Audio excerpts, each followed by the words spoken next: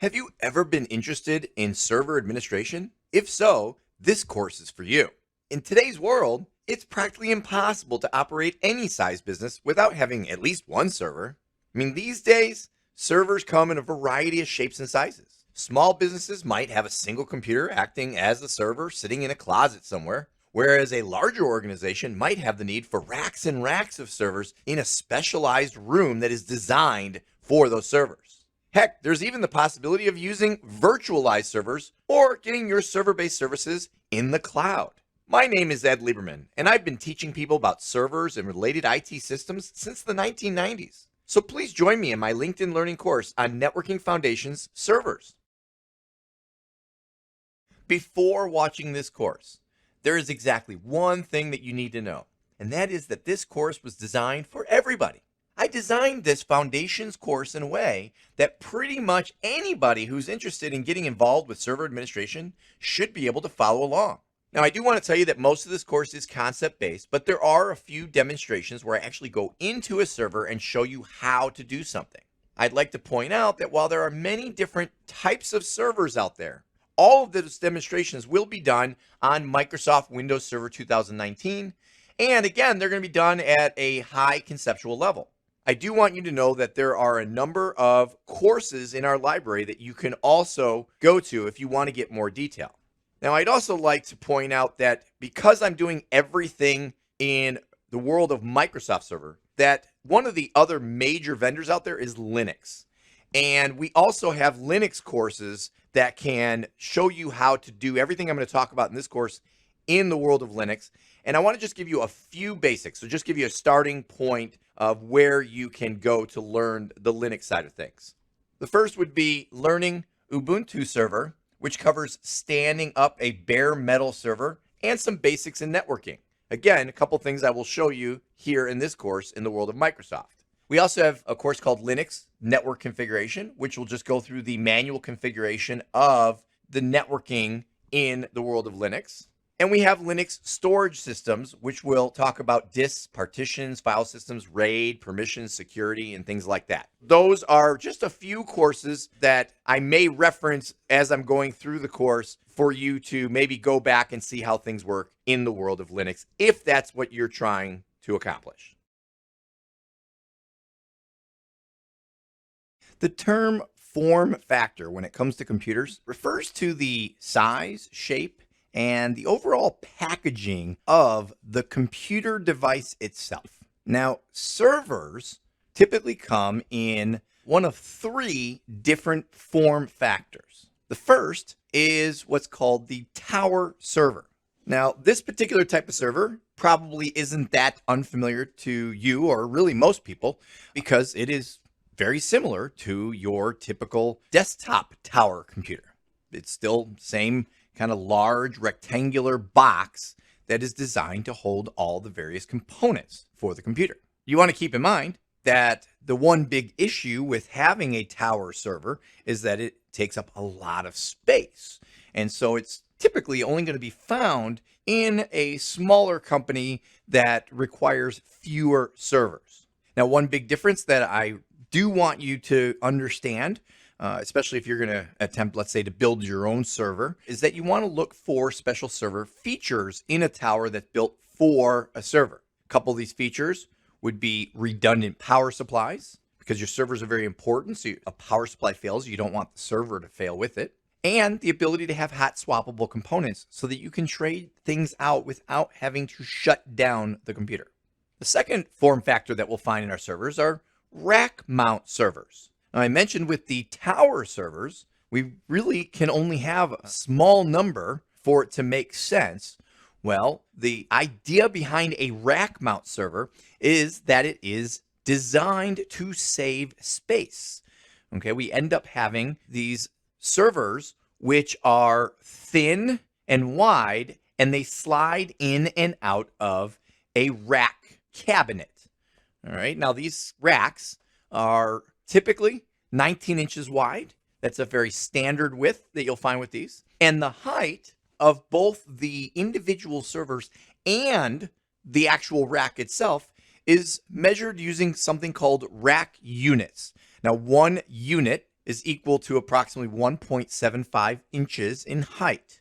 And your rack mount servers, you very typically find them to be rated somewhere in the 1U to 4U, okay, which stands for 1 unit, which would be 1.75 inches high, to 4U, okay, which if you just do the math, that would be about 7 inches high. So you don't want to get much bigger than that, but sometimes they are. This is what you're going to find when you're looking at your rack mount servers. Now, one thing you really have to keep in mind with these rack mount servers is even though they are designed to hold more servers in an enclosed space than you'd have with your tower servers, well, each server still is kind of an independent machine. And so each one's going to have a lot of independent cables coming out of the back.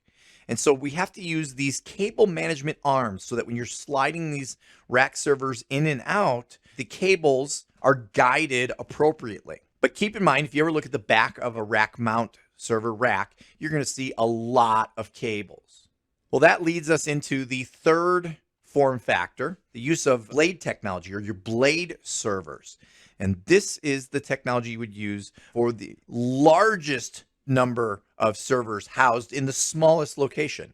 Now, why is this? Well, first of all, these blades are very thin because the server, the entire server, is actually contained on a single card, and then that card is mounted alongside other blade servers, right? So you have a whole bunch of these blade servers all together in a single blade chassis. Now let's talk about this blade chassis, or we'll call it blade enclosure. I mentioned with the rack mount servers all the cables. Well, here with the blade technology, we have a single power supply, a built-in KVM, which stands for keyboard video mouse. Okay, so it's just one single keyboard, one monitor, and one mouse that controls all these different cards or these different blade servers. And therefore, you put all that together, you end up with minimal cables. Okay, so you can have a very neat and organized system with a lot of server power. All right, so those are the three primary form factors that you'll find with your servers. And so now you know what kind you're going to want to get based upon the needs of your organization.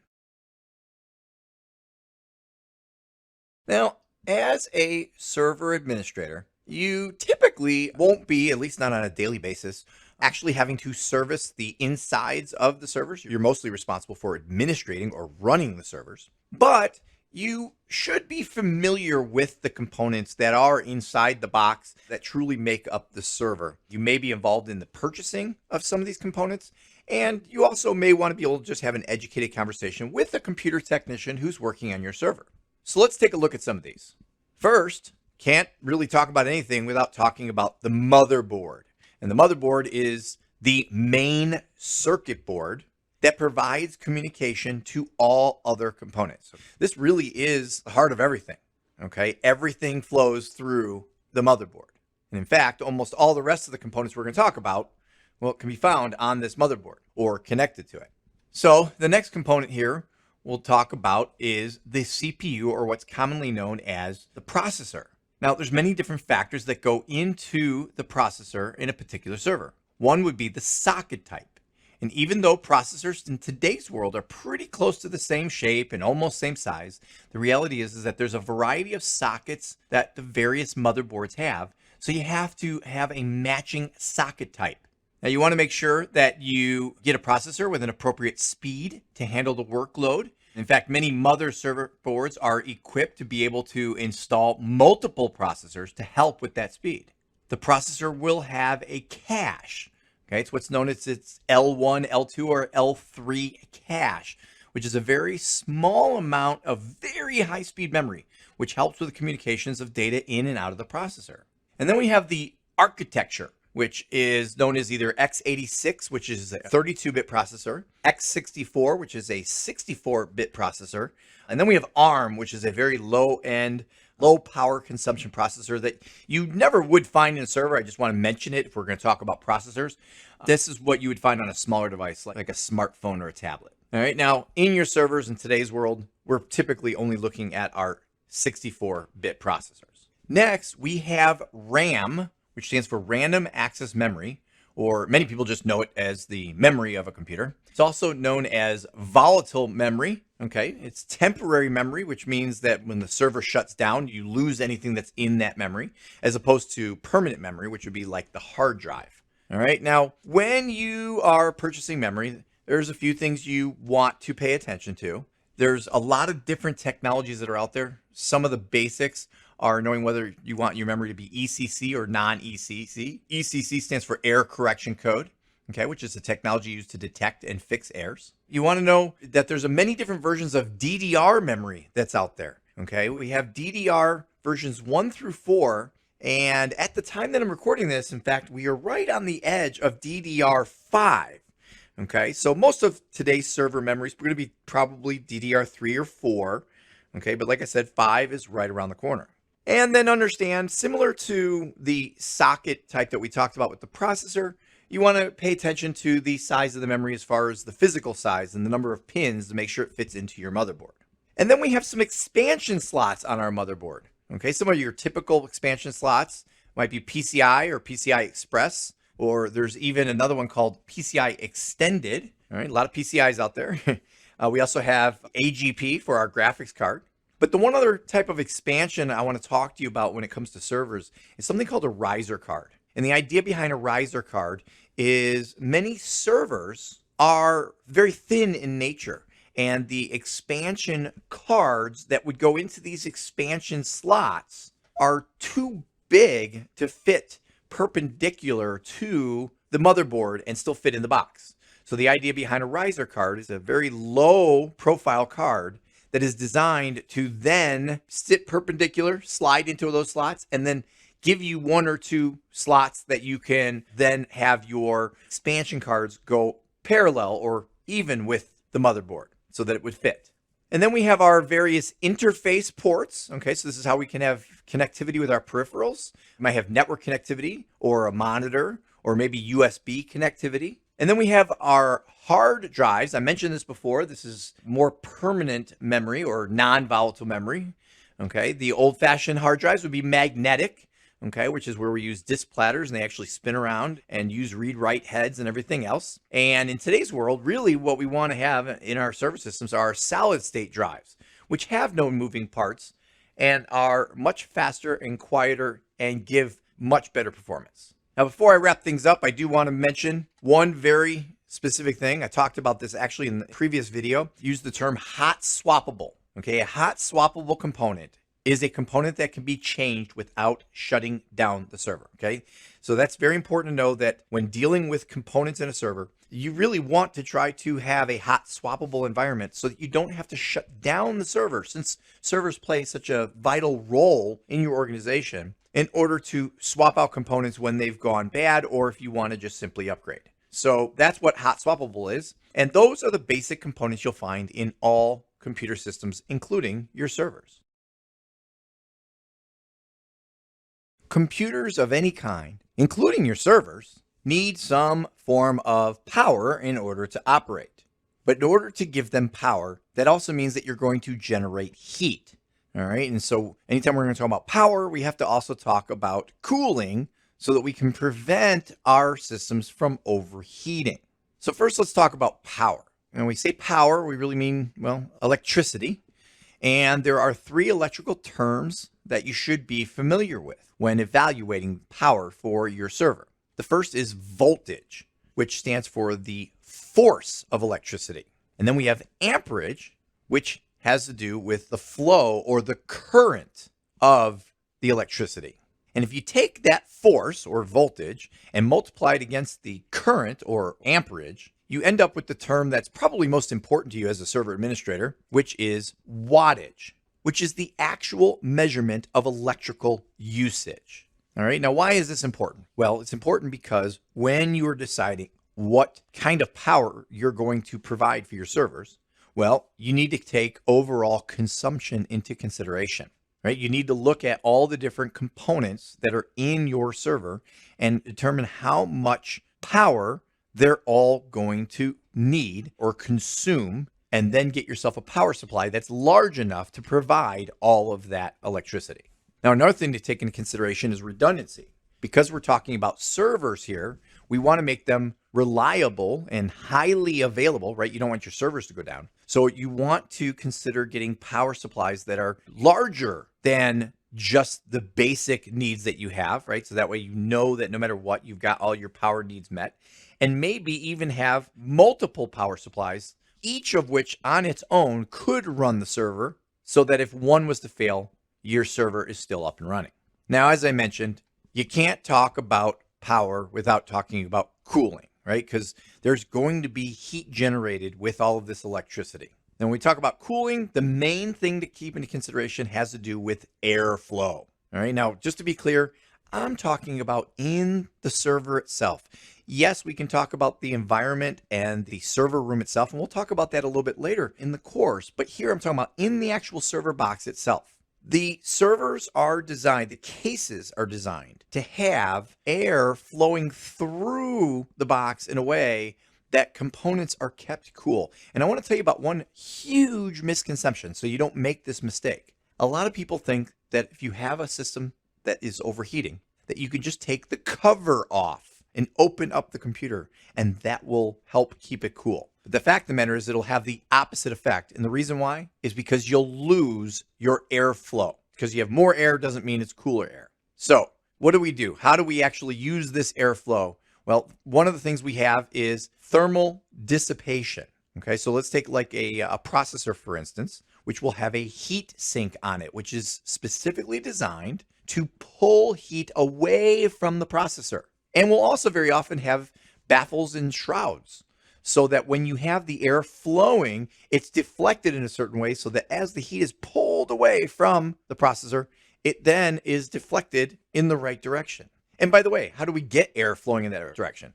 Well, it's done through the use of fans. Okay, very often the cases themselves will have fans. The processor may have its own fan. Okay, there's many different fans which will keep the air flowing through the entire system. Now, the other way that we keep our systems cool in today's environment is through liquid cooling, okay, where you actually have a bunch of tubes basically that have liquid that are flowing through them, so that will help move the heat around the system and get it away from the components as they are warming up, so as to keep them from overheating. Again, very basic here. Power 101, got to know the basics. Make sure you know how to buy the right power supply. And then you want to make sure if you do get into your system that you know how to keep things cool properly.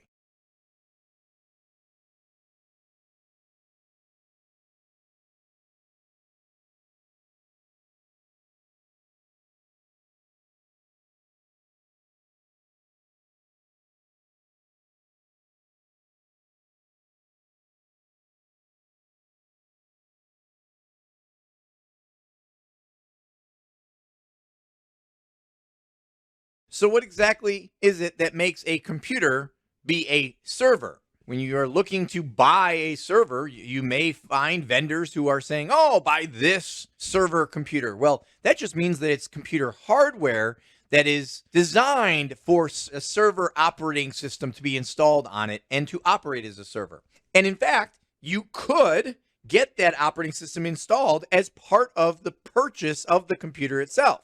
But if you didn't and you want to install your own, you should know how to do it.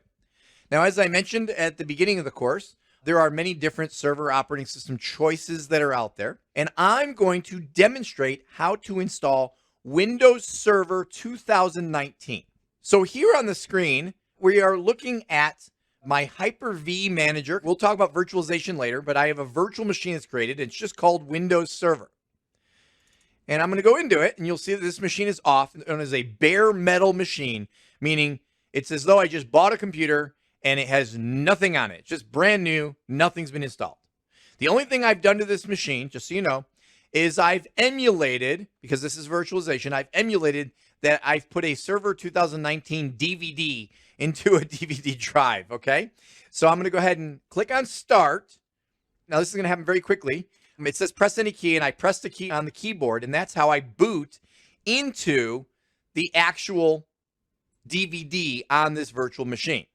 All right, now I apologize. The resolution is going to get a little weird here because it's a virtual machine, but you can see here it takes me into the Windows setup window. So here's Windows Server 2019. I need to pick what language, time and currency format, and keyboard or input method. And so because I'm in the US and speak English, I'm going to take all the defaults and click next. And then it jumps right into a button that says install now. So I'll click that button. Now I will mention while we're waiting here for just a moment that what you're going to find is that while I happen to be going step by step through this to show you how to install Windows Server 2019, Microsoft and pretty much every vendor out there has made this so super simple to be able to go ahead and do. All right, so here you can see here that it's asking me what version I want to do. And I want you to notice that it says evaluation. This is an evaluation copy. And I did this specifically because you also may not have an actual licensed copy. If you want to follow along, you can download the evaluation copy. You have a choice between either standard or data center. And you have it with the desktop experience or without the desktop experience. Well, let's go for the full thing. I'm going to select data center with desktop experience. So that's everything. So I'll click on next. Here I get the license terms, so you can read through it if you like, but most importantly, you need to check a box saying you accept the license terms. All vendors will have some form of license terms, so I'll click next. I need to choose what kind of installation it is. If I was upgrading from a previous version, I could click upgrade, but I'm not. It's a new install, so it's actually custom, so I will click on that. I need to select what hard drive I want to put it on. I have a 200 gig hard drive that's been created here. I will go ahead and use the whole hard drive, so I will click next. And it begins the installation process. Now, I will tell you that this process does take some time. And so through the magic of editing, I'm going to actually speed this along. So if you're following along and doing this with me, go ahead and pause the recording and then resume when this process finishes. And I will warn you, by the way, it will involve a reboot or two. Okay, so my system has finished installing and has rebooted. And here we are sitting at a customized settings screen where it basically says you need to set up a password for the first built-in account, right? You have to have at least this one account, and it's the administrator account. So I'm going to go ahead and put in a super secure secret password here. And you got to put it in twice, make sure it matches. And you can't really see it because, like I said, my screen, the resolution is a little wonky until it's done installing. But if I scroll down a little bit, there is a finish button. So I'm going to click on finish, and it finalizes my settings. This is where I actually can fix the resolution. This is just a virtualization thing. And connect. And now it jumps to a full screen here.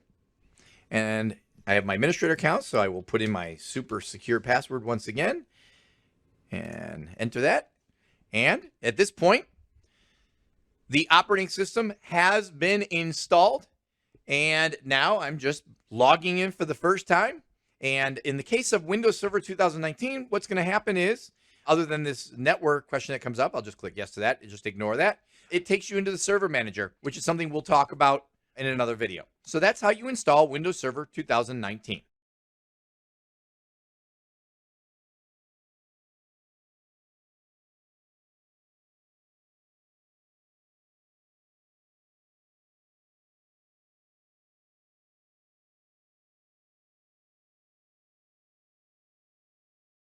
Part of the installation of a server operating system is to give the server an initial basic configuration. You know, things like a name for the server or an address on the network and things of that nature. Now, some vendors will possibly have you do it as part of the initial installation, and some have you do it as part of somewhat of a post-installation task, so to speak.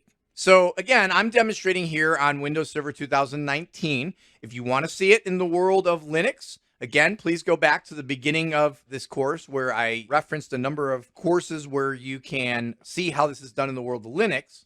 But here on Windows Server 2019, it is done as part of a post-installation task. What we're looking at on the screen is our newly installed Windows Server 2019 computer, and it opens by default into this thing called the Server Manager. And in the Server Manager, you'll notice that right near the top, under Quick Start, it says Configure this local server.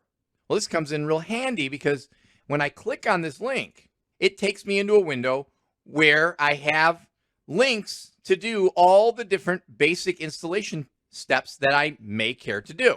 So, for instance, right up here at the top, you'll see here it gives a random computer name. Well, I don't want that. I want to actually name this server. And it's part of a work group, whereas if maybe this server was going to be part of a domain, I could make it part of a domain. There's some things here about Windows Defender Firewall, and then over on the right, Windows Defender Antivirus. We have some remote management and desktop capabilities, NIC teaming if I had multiple network cards. Here's a big one, Ethernet. Here's where you set up your IP address. In the upper right, there's some information here about updates. So this has to do with security updates, right? So Windows updates. You'll see here it's never been done and how it's configured to do it. And then how about time zone and the Windows activation? All right, these are all things, and they're all links. You'll notice that when I hover the cursor over it, it kind of highlights like it's a link, okay?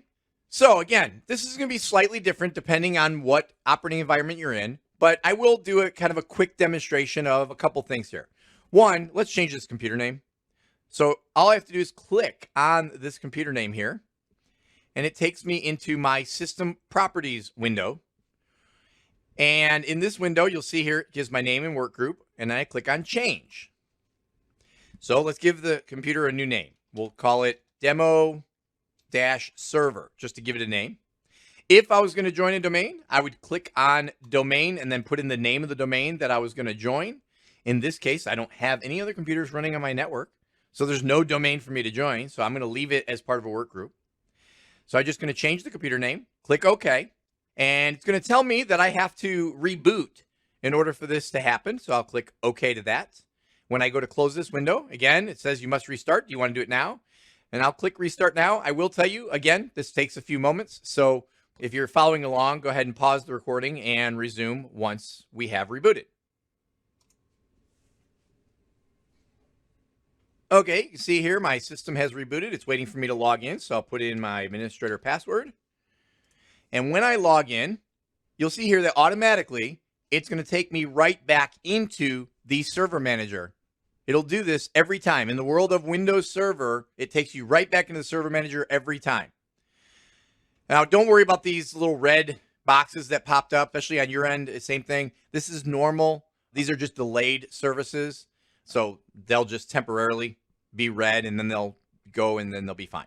So I'm going to go back to configure this local server, and you'll notice that the computer name is now demo server.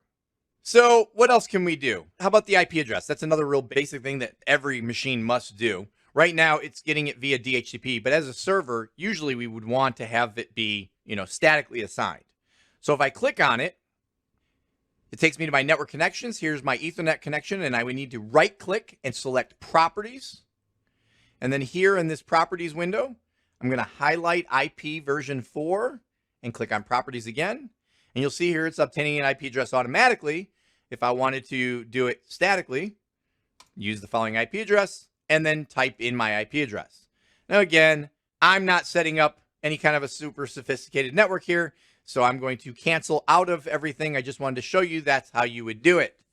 All right, and then everything else you see in this window would work the exact same way. And when I'm done, I would just go back to my dashboard and move on to the next step. All right, so that's how you do your initial post-installation configuration in Windows Server 2019. Once the server operating system has been installed and you've gone through some basic initial configuration, the next thing you need to do is you have to determine what the actual purpose or role for this server is going to be. So any given server has a number of different roles that it could play in your network. All right, and again, this is going to be slightly different depending on what operating system vendor you're going with, but the concept is the same. All right, so if we know that this server is going to be a web server, well, then we have to configure it for being a web server. If we know that this server is going to be a DNS server or a name server, well, then we have to configure it to be a name server. If this server is going to be a domain controller, well, then we have to configure it to be a domain controller. And by the way, it is possible for a single server to be multiple roles. That is something that can be done. All right, so again, let me just show you some basics here in the world of Windows Server 2019. Here in the server manager, we already did step 1, which was configure this local server, which was the basic initial configuration. And now we go on to number 2, which says add roles and features. So I'm going to click on that, and you'll see here that it takes me into a nifty little wizard to make this easy for me to do the configuration based upon the role that I choose for this particular server. Now, this first window that comes up, which very often people will check this box saying skip by default. Before you begin, it's basically saying, hey, now that you're going to configure this server to truly be a specific role, to do something important, it's important that you have certain things in place. And you'll see there's these 3 main bullet points. It says the administrator account should have a strong password, your network settings should be configured, and you should have the latest and greatest security updates. Okay, so those are things that are important. These are things that have not been set up properly on this machine because this is just a demonstration machine. But in the real world, those are very important steps. So let me go ahead and click on next. So we're going to say that we want to do a role or feature-based installation. Click on next. What server do we want to install on? We want to do it on demo server, the one we're on right now. And the reason for this is because in the world of Microsoft Windows Server 2019, I could, from this machine, I could manage other servers from this machine. I only have the one server though. So I'll click on next. And then this is where you can choose the different roles. And you'll notice there's a fairly lengthy list here of roles. For instance, there's a number of these Active Directory roles. If I wanted to be a domain controller, then the role that I would want is Active Directory Domain Services. And by the way, in the world of Microsoft, when you click to highlight one of the names over on the right, you will get a description that tells you what the role is. If I wanted to be a server that hands out network configuration to other machines on my network, I could be a DHCP server. If I want to be a name server, I could be a DNS server. Scrolling down here a little bit, here's Hyper-V. If I wanted to be a virtualization host, okay, which is kind of weird because, yes, I know I'm actually on a virtual machine right now, but the way my physical machine was set up, it was set up with Hyper-V on it, okay, just to give you an example. Or let's say I want to be a web server. Okay, we have our web server, or IIS, Internet Information Services server. Okay, so just to pick one, just to show you, I'm going to actually check the box next to DNS server. And you'll notice that it automatically helps me out and says, hey, you know what? If you want to have that role, well, then you need these other features that are also part of it. And I say, great. Go ahead and add those features as well. And you'll notice here, because I told you that I have not configured this machine properly, it says, uh-oh, we have a problem because I don't have a static IP address assigned, because I never went through that step. I intentionally wanted you to see this error as opposed to just having a perfect setup go through, to show you that in the world of Microsoft, this stuff is going to kind of assist you along the way. And by the way, in today's world, no matter what operating system vendor you're working with, they all do this. So I will click continue, and then I'll have to go ahead and cancel out, because without going through the rest of the proper setup of this server, I'm not gonna be able to go the rest of the way.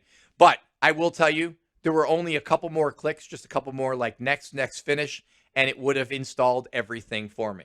All right, so the main thing is understanding the idea of you have to go ahead and decide what is this server going to be, and then go ahead and configure that role for that server.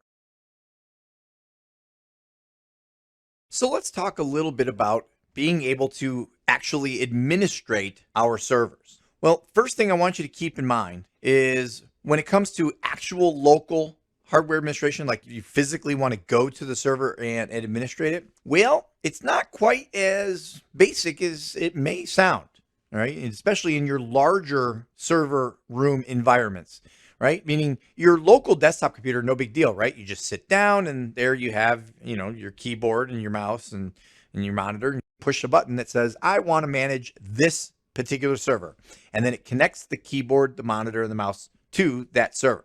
Now, beyond that, I will tell you, there is another way to physically get in and manage a server. This is completely out of date. Okay, I want to be very clear about this. I can't remember the last time I saw this done, but just in case, because there are some old systems out there, if you find yourself in this environment, there is serial cable connectivity with some of your older servers. And the idea is actually pretty simple. It's the idea that you walk in with, let's say, a laptop, and with a good old-fashioned serial cable, You connect the laptop to the server, and then you manage that server by using the laptop. And then we have the idea of virtualization that we need to have into consideration.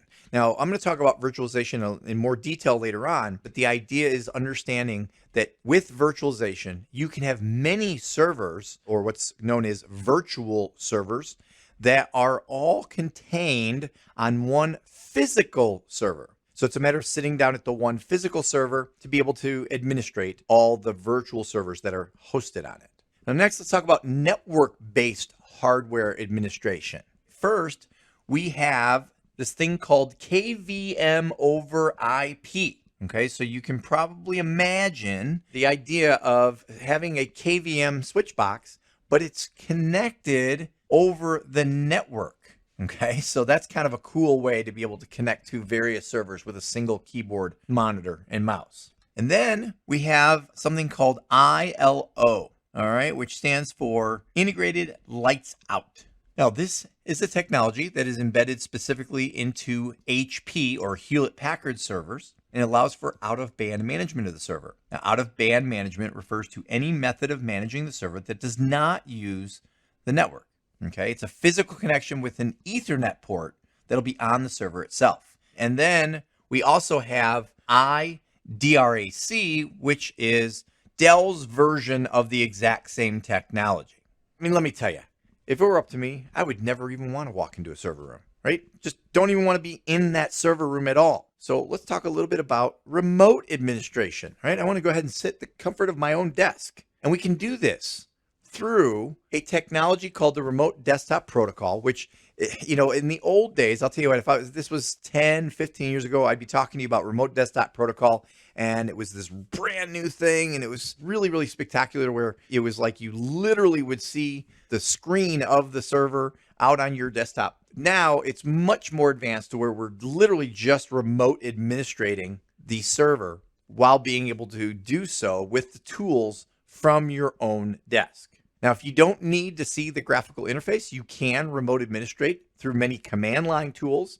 And one of those tools is actually Secure Shell, SSH, okay, which is really a secure way to go ahead and remotely manage via a command line. So these are just some of the methods on how you can actually get in and administrate your servers.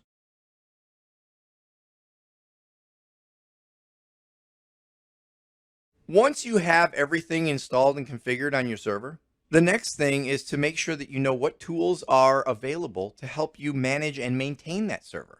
Now, I will tell you that every operating system vendor has their own built-in tools to help you manage that particular operating system. And then there are also some third-party tools which can really get very detailed on the management that's available on your server systems. So again, I've said this before, and you are welcome to go, start researching and looking if there's something specific you want to see in detail. There's plenty of courses we have in our library which will go into the detail on some of these tools. But I would like to just take a few minutes to go through kind of a high-level overview of the general types of tools that are available. So for instance, here in Windows Server 2019, we have our Server Manager, right? It's the tool that opens by default. It's the tool that we've been looking at here. And here in this tool, we already have done a couple things, right? We use this tool to configure the server and even see how we could configure it for specific roles. We also have the ability with this particular tool to manage multiple servers, right? We can add other servers and manage it right from here, and even put those servers into a group. Down at the bottom, we have these boxes where they show us if there is any kind of alert going on. If you're following along, if you're using it, you notice when you first boot a Windows Server 2019 computer, these boxes will turn red because there are certain services which are delayed start. And you can do a whole lot from this tool. So not only can you see where you have certain alerts, you can also manage the specific services. So for instance, this is a file and storage server. So over on the left, I have the ability to go in and do some management specific to file and storage services. In the top right, you'll see I have some menus where you can see here, if I click on manage, this is another way that I can do some of the things that I was clicking on over here. If I click on tools, this is where I can access many of the different tools that are available on this server. So that's just kind of an idea of a general server management tool. And all servers have some kind of, that central hub where you can do management for that server. Now, one other generic tool that I'd like to show you is the task manager. And if you've worked with any Windows machine, going all the way back to, I believe, Windows 95, you might have seen this task manager. So if I right click down on the task bar at the bottom and then select task manager on that menu, you'll see here I get a very, very basic tool here. All it shows me is I have one task running, and that is the server manager. And if I were to highlight it, I could click end task, and that would then close the server manager. But believe it or not, this tool actually can do a whole lot more. If I expand more details, you'll see here that now I have all kinds of processes that are running. I have the server manager, I have the task manager itself, as well as a number of background processes and Windows processes that are running. So I have all kinds of processes that are running here. We have a performance tab where we can look at a little bit of performance. We can look at our users. I only have the one user, administrator. Go into some other details, and we can even look at our specific services. We can do all this right from the task manager. So again, a very, very basic tool which will help you with specific task management capabilities in a Windows Server computer. That's just kind of the general idea of understanding where you can get some server management from in your particular server. One very specific aspect of server management has to do with keeping track of how well that server is performing.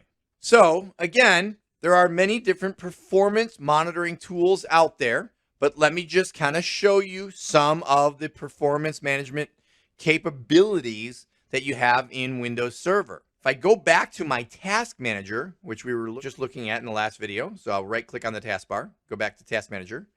One of the tabs at the top is the performance tab. So I'll click on that. And let me tell you, when it comes to performance on any computer, there are many, many, many different aspects of performance, but everything always breaks down into 4 general areas of performance. And we can see 3 of them here. There's always the processor, which that's what I'm seeing here with CPU. There's memory. There's your network. And the 4th one, which we don't get to see here, is disk performance. Now, what you're seeing here is you're just seeing a 60-second or a 1-minute snapshot of how things are performing on this machine right now. Okay, very basic, cannot do a lot with it other than if you know that the server seems to be heavily tasked or it's really, really slow, you might want to come here and just quickly go, well, how's my processor doing? It looks good. How's my memory doing? Oh, it looks good. How's my networking doing? Okay, just kind of look real quick just to see a snapshot of what's it look like right now. Now, if you want to get into a little bit more detail than just this generic snapshot that we have here, down at the bottom of the task manager, it says here, Open Resource Monitor. That's another tool we have available. Okay, and here in the Resource Monitor, you'll see here on the right, we get all 4 areas of performance that I mentioned, right? You get your processor, you do have your disk management or performance management, and your network performance and your memory performance. And over on the left, you'll see here that we can get into detail as to what's using up the processor, what's using up the disk, what's using up the network. And if I scroll down a bit, what's using up my memory. All right, so I can get into much more detail. And in fact, I can even click on a specific tab for CPU, memory, disk, and network. And again, I can get into much more detail into what is tying up my processor. Okay, so again, I'm not going to go into any great detail other than show you that this is a great tool to get very detailed information about what is using up the resources on the server. So let me close that, and I'll close the task manager as well. Back here in the server manager, I do want to show you, if I go up to the tools menu, I also could have gotten to the resource monitor that way. Okay, we were just already in the task manager, so I figured we'd go from there first. Now, there is one more tool that Microsoft builds in, and it's a great tool. It's probably the best one when it comes to performance monitoring, and that is a tool called Performance Monitor. If I click on it, here in the Performance Monitor, again, I can see a snapshot. It's actually a minute and 40 seconds of what's going on Right now, it's only one, what's called a counter that we're looking at, and that's percent processor time.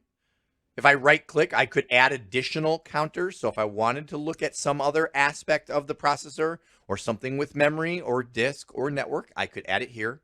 But again, it's just a snapshot. And you might be thinking to yourself, wow, all these tools just showing a snapshot of what's going on right now. The one thing that's really, really cool about this particular tool is that over on the left, you'll see we have data collector sets and reports. And that's where you can go in and you can capture historical data. Now, you can't go back in time, but you can schedule it, and then you can hold on to that data and run reports on that data. And this is a really good idea when it comes to performance monitoring, because what you want to do is you want to look over time. How is it performing today? And then maybe how is it performing a week from now or a month from now? And you look for a trend. If the performance is getting weaker and weaker and weaker, that could be a sign of a problem. All right, so again, idea is not necessarily to teach you the specific tools. Want to make sure you understand the tools exist. And performance monitoring is a very important management component to keep track of. One of the most important tools to be familiar with as a server administrator is any form of event logging tool. These tools should be your absolute best friend as a server administrator. These are the tools that are truly going to tell you what is and has been going on with your server. So, in the world of Microsoft, here on our Windows Server 2019 computer, the tool that we have available is called Event Viewer. The way we get to it is here in the Server Manager. I'm going to go up to the Tools menu, and you'll see here I have an option for Event Viewer. So I'm going to click on that, and then I'm going to expand my Windows logs, and I'm going to click on the System log. Now, there's a lot of things we could be looking at here, but basically I want you to see here that I'm kind of scrolling, and you can tell I'm scrolling because now you're starting to see different colored things coming through as far as errors and warnings. And the main point here is that there is plenty of things that are happening. I mean, I've only had this machine going for probably like an hour, and there is quite the log here going on. All right, so what I want you to know about this particular log is that it's logging everything. Like everything that's happening on this machine is being logged. And if you see an information entry, it means just that. It means something happened. I'm just logging it, just let you know something happened. But if I scroll down and I see here that I have a warning means something happened that didn't seem right, but we're not actually seeing anything fail because of it. We're just saying, hey, this might be worth looking into because something's kind of out of whack here, even though we're not actually seeing anything truly failing because of it. But then we have these red errors. Those are the bad ones. Those are the ones you got to look out for, because that means something bad is happening and we are seeing a failure because of it. Now you'll notice here, it says here both the warning and the error are both because of the time service. And this is not uncommon, by the way, on my virtual machines that I set up when I'm creating these courses, because this is just a demo machine which I have not taken the time to go through and configure properly. And so the time service is out of whack. And so it gave me a warning saying, all right, this is a problem. And then it follows up with an error. It says, okay, now something really bad has happened. All right. And if you click on it, you can actually see here, to say the time service has detected the system time needs to be changed by, I don't know how to calculate how many seconds that is. Probably because it looks like this date is off on my machine by about a week to a week and a half or so. So if I did the math, that's probably what it comes to. And it also gives you more information here that would help you to possibly go online and look up, for some of these errors that could happen.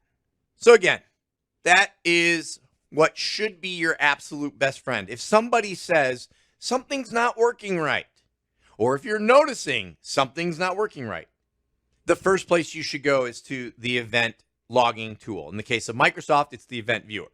In fact, I once knew a guy who he religiously, every morning, the first thing he did when he showed up to work was he went through and he read through all the different events from the last 24 hours so that he would know what's going on with his systems. And let me tell you, he was a fantastic administrator. He always found problems before users were complaining about him. All right. So that event logging is something that you really should pay a lot of attention to if you want to be a server administrator. So now let's talk a little bit about something that is unfortunately overlooked more often than it should be. And that is a form of documentation called asset management. All right. You want to make sure that you have good records of all of the assets within your organization. So what is some of this? Well, first we have licensing. Okay. So when you have to understand that when you purchase software, what you're doing is you're purchasing a license to use that software. And it's something that you should keep track of, right? You shouldn't just buy the software and then use it, because it is possible that your organization can be contacted by a software vendor or can be audited if somebody suspects that maybe you are pirating some of that software. So you want to have those licenses available to be able to show that you are doing things legitimately. Next is labeling of your assets, right? Just simply taking your servers and your workstations and having them all labeled with any aspect of that particular server, let's say, and what we need to know about it. Okay, so all the different things that we'll talk about. So the license could be one example, having a good label of the licenses of what's being used on that server, along with other things. Matter of fact, I'll segue right here into another thing, which is the warranty. Okay, very often the label can include purchase date, which may tell you how long, that particular asset will be under warranty. Okay, these are things that you want to keep track of. I'm sure you can imagine as I'm talking to you about this, about how this stuff seems so simple, but yet at the same time, we ignore it until we need it, and then we can't find it. Now, a couple of things I'm going to go into in more detail has to do with life cycle management, okay, which has to do with the actual acquisition, usage, and disposal of your assets, and then keeping an actual inventory itself. So let's talk about this life cycle management. All right, you want to have an actual management of the life cycle of the equipment within your organization. Okay, again, small organizations tend to just kind of use what I like to call by the seat of their pants method, which is, they just go ahead and get equipment when they need it, right? And that's it. Well, the reality is that you should have an actual life cycle in place, even in a small organization. And this cycle starts with procurement, okay, which is the idea of actually acquiring the asset, acquiring the server itself, how that particular server is going to be used, deciding, well, when's the end of life? How long do we want to use this server? And again, smaller organizations sometimes can get away with just saying, well, we'll use it till it dies.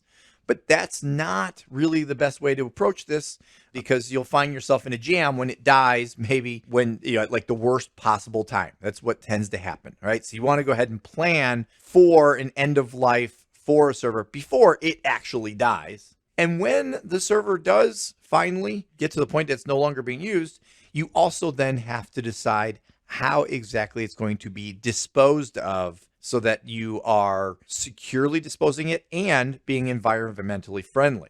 And then when it comes to inventory, basically you want to have a good inventory of all of your assets, right? That's probably what you were first thinking of when I said asset management, which is just an idea of, for every asset you have, you want to know the make and model. You should have the serial number, right? These are real basics for any component you have. And all of this information, if I just kind of want to reel us back into something I mentioned a few minutes ago, which is labeling, this stuff can all be on an asset tag, which is part of the labeling on the server, so that you have all the information in one place. Even though it may not seem important in a smaller organization, asset management is very important. Make sure that you're doing it. And speaking of things that are not a whole lot of fun for most IT administrators, how about just some general documentation, right? We're just talking about asset management and how, it's something that's very often overlooked. And the reason why is because of the documentation aspect of it. Documentation really comes in handy when you find yourself in a jam and you need to access some resource to get out of it. So let's take a look at some of the items here, like service manuals. You're going to want to hold on to all service manuals for all the different devices in your environment. Now, this is a lot easier in today's world because 99% probably, if not 100% of these service manuals are electronic, Okay, so it's a lot easier to just keep a folder out in your network of all of your service manuals. But if you have any service manuals that are physical manuals, make sure you have a good location for them.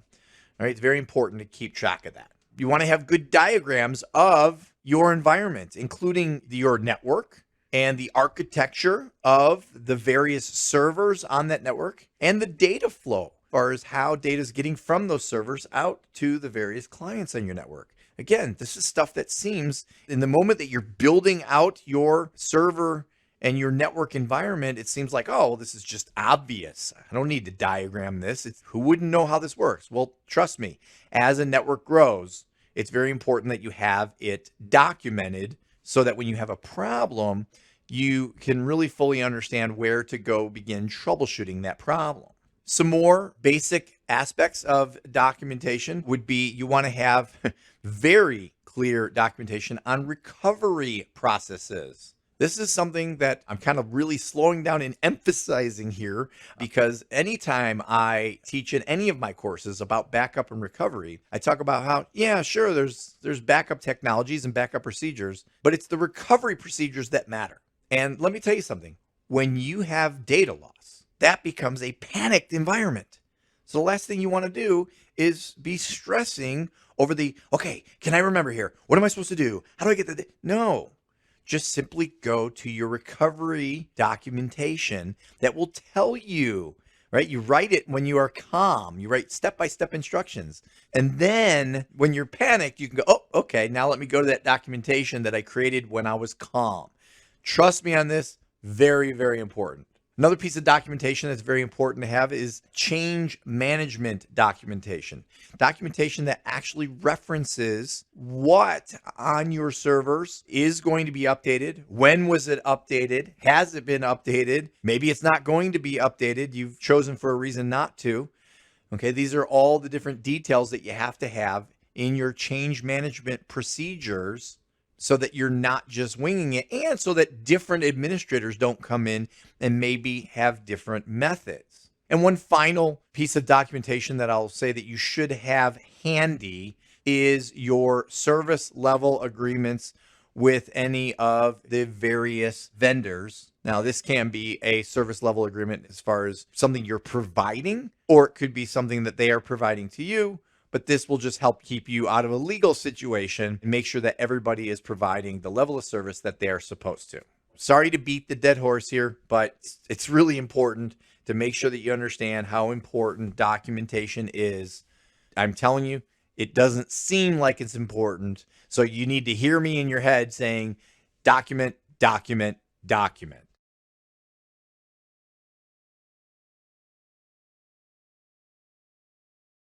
One of the most important configuration aspects of a server is making sure that it has its networking configuration set up properly. Now, we've already seen, because my machine here, I have not taken the time to set up properly.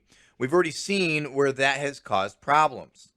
And in fact, even back when we went to go install a role onto this server, we were given a warning saying, hey, you should make sure that you configure networking before you do this.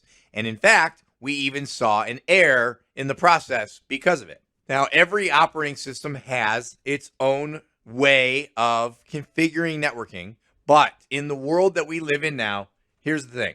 You have to know how to get your server out on a TCP/IP network in a way that it can communicate with other servers.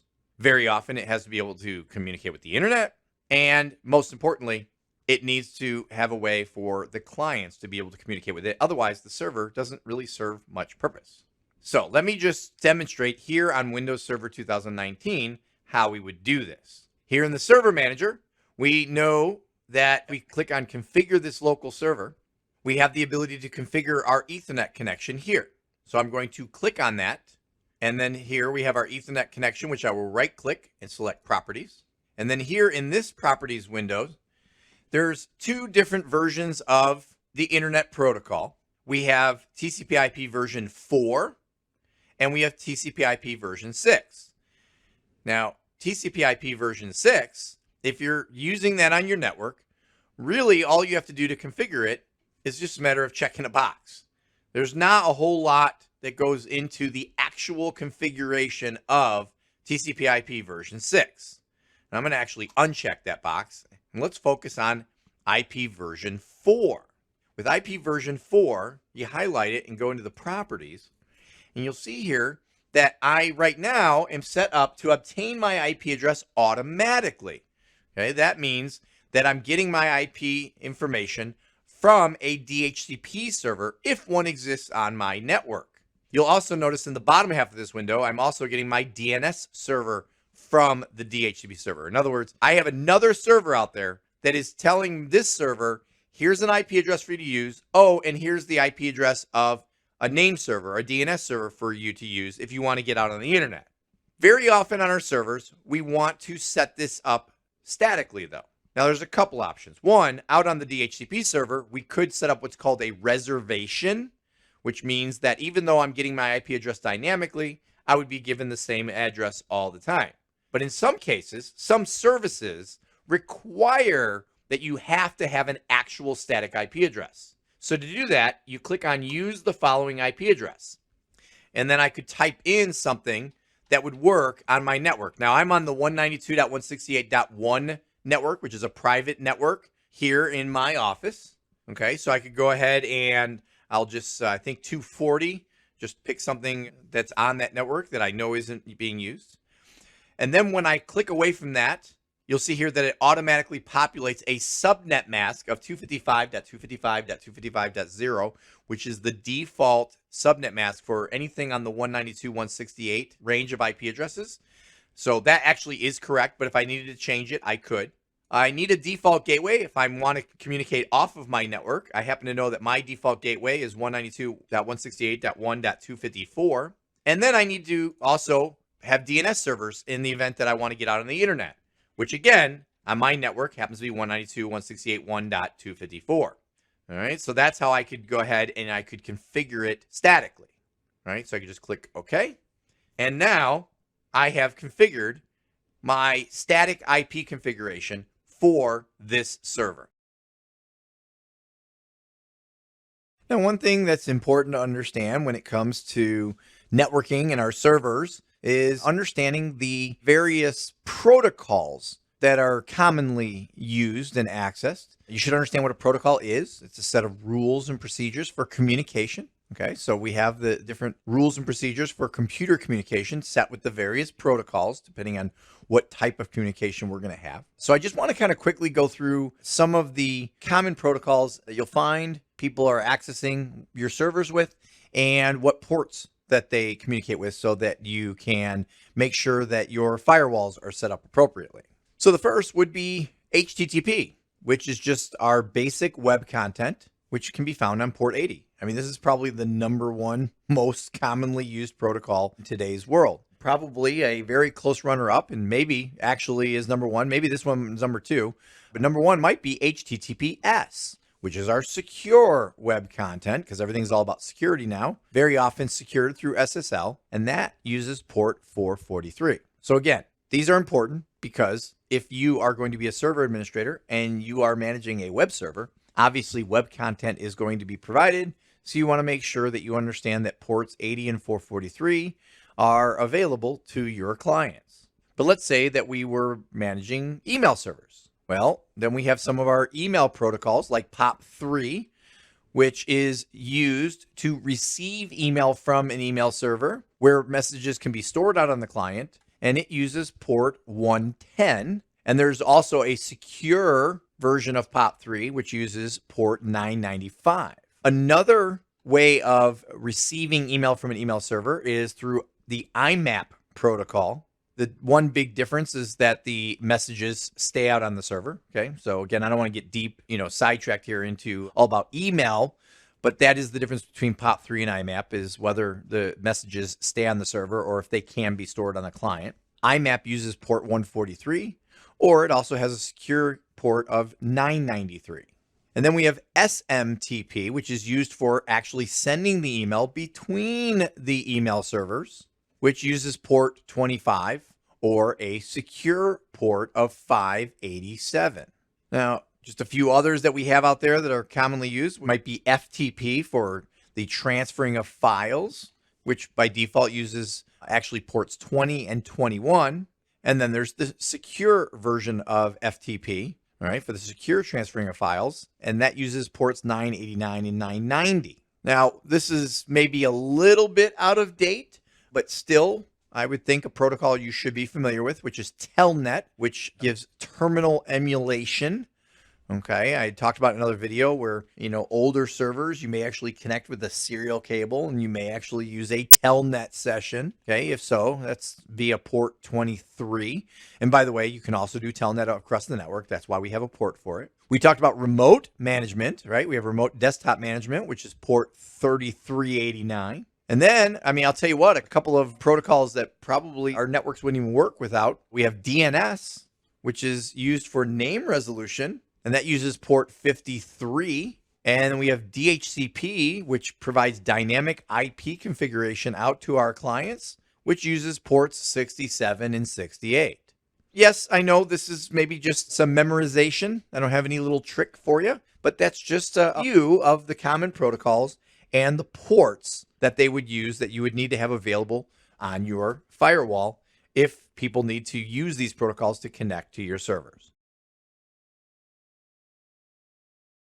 In today's world of networking, we more often than not hear everyone talking about wireless networking. Well, very often our servers, even in today's world, are still physically connected to our networks by using network cabling. What I'd like to do is just kind of do a quick overview with you here on the two types of network cabling that you may need to be familiar with when connecting your servers to your network. The first would simply be Ethernet or twisted pair cable.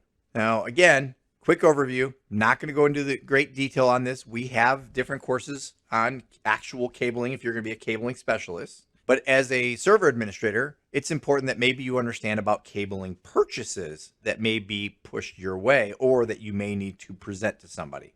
Now, when it comes to Ethernet cable, it comes in many different categories. It actually starts down with category 1. But I'm going to tell you that in today's world, there is nothing less than category 5 that could be practically used. And in fact, many people consider category 5 to already be, the quote unquote slow cable out there because it only provides 100 megabits per second speeds. But we also have category 5A, which gives us gigabit speeds, and category 6, which I want to forewarn you with category 6, it gets a little bit confusing. You're going to want to look at the specific vendor and the specific purchase because some category 6 cables are also rated at only 1 gigabit and some are rated at 10 gigabit. And in some cases, they'll call it category 6A to get you 10 gigabit of speeds. Now, when it comes to patch cables, right, these actual cables that you'll have and you're making connectivity, I want to just give you a quick explanation. The idea here is not teaching you how to create these. It's just maybe to know what you're looking at. So the main type of patch cable and the only type of cable you should see, hopefully in today's world, would just be your typical straight or straight through cable. On the screen near the bottom, I have the TIA EIA standards, which show the wiring configuration with the different colors and where they go for 568A versus 568B. And the idea is with a straight cable, you'll have 568A on both ends, okay? And so, you may, if you are grabbing a cable to go use, you may need to hold it up and look at the two, connectors and make sure that you have the same colors in the same order to know that it's a straight through cable, because that's the type of cable you'd want to use. Now, the reason I mention this is because in the old days, we used to have what was called a crossover cable, which was a cable that was specifically designed to connect one computer directly to another computer.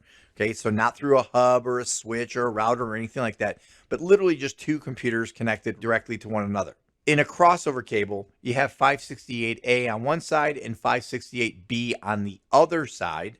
And so if you ever come across a cable and you're trying to figure out why it doesn't seem to be working right, if you hold up the two jacks next to each other, if you can see that the colors don't actually line up properly, that some of them are switched around, that's the problem you might be having. You might have an old crossover cable that was laying around.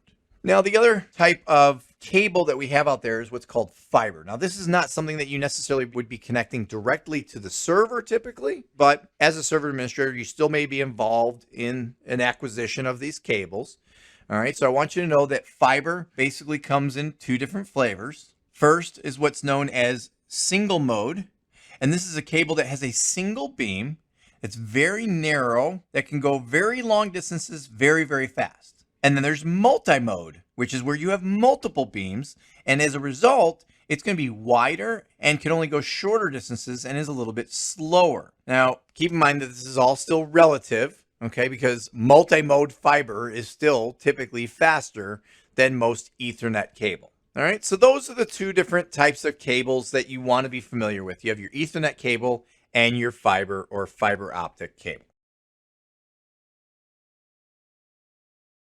While many servers, even in today's world, are still physically connected to our networks using actual network cabling, you may find yourself in a situation where it makes more sense to use wireless networking to connect your servers to your infrastructure. Now, there are a number of benefits that come with using wireless networking, just in general for your networks, but I'd like to talk to you here about the benefits as it is specific to your servers.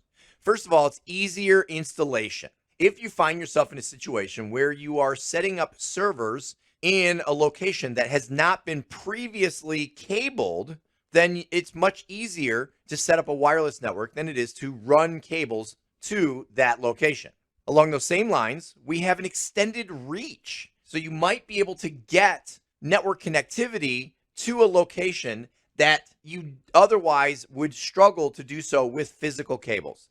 I'll give you an example. Let's say that you are operating in an older brick or concrete based building where you don't have an easy ability to run cabling through the walls.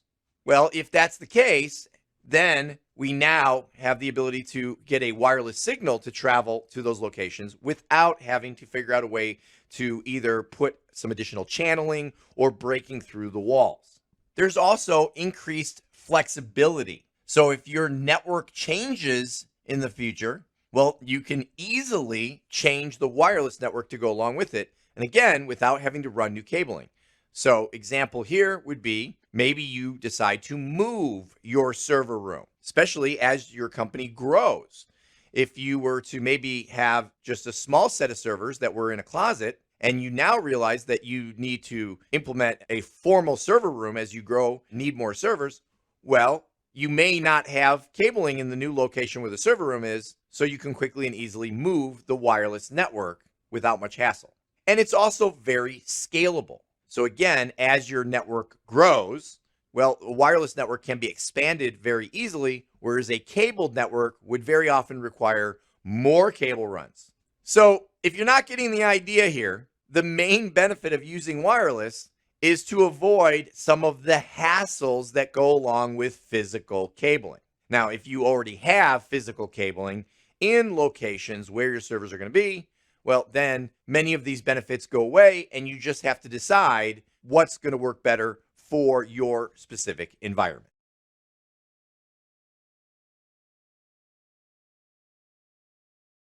So let's talk a little bit about storing data on our networks or on our servers, all right? Now, when it comes to the actual storage technologies on our servers, we're really talking about our hard drives, right? And we have two main types of hard drives available. Now, we have the traditional kind, which are magnetic, okay, which is the kind of drive which actually has magnetic disks and a read-write head and a whole lot of moving parts. Now, there's still plenty of these types of hard drives out there because from a cost factor, these types of drives can be gotten very inexpensively. But the more popular kind that we're seeing every day, especially as the prices are coming down, is SSD, which is a solid state drive, which is one that has no moving parts. It's all done through circuitry. These drives are quieter, faster, and more durable if they were to get jostled around. All right, so you want to keep in mind those two different technologies. Now, if we go back to the magnetic drive, it's important for you to understand the different specifications of these drives. First is the RPMs, or revolutions per minute. All right, now I actually have a picture on the screen of what a hard drive would look like if you opened it up. And you'll see here that you have these actual discs. Okay, you have an actuator arm, and then there's heads on the end of the arm. Well, those discs are spinning around. So the RPMs are how fast those discs can spin.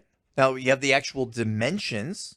Okay, so the physical size of the drive itself, because it's got to be able to fit into the drive bays that you have in your servers. Of course, we have capacity. How much data can we store on the hard drive? And then even though we have RPMs, which is a kind of a factor of speed as far as how fast the heads can read and write data, we also have the input-output speed as far as how fast a hard drive can transmit that data back and forth from the system. Then we have seek time and latency, okay, which basically has to do with how fast the actuator arm can move to the location where it needs to be finding something on the disk. And then one of the most important, what I think is most important specification that you should be looking at when buying one of these drives is it hot swappable?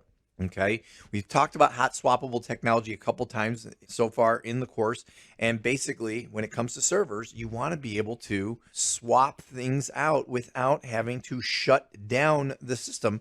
Well, when it comes to hard drives, we also want to have a configuration setup. Okay, we might have something like RAID, which we'll talk about in a little bit later, but which allows us to actually take out a hard drive while the system is still running and it'll still function, and then swap in a new one.